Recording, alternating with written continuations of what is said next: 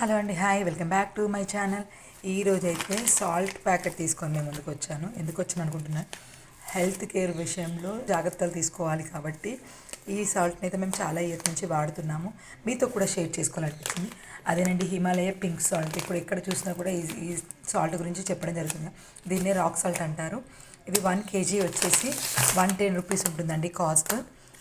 Normal salt కంటే cost విషయంలో ఇది చాలా ఎక్కువగా ఉంటుంది. ఇది బాడీ యొక్క పీహెచ్ లెవెల్ని, బాడీని హైడ్రేషన్గా ఉంచుతుంది. బోన్ హెల్త్కి చాలా బాగా పనిచేస్తుంది.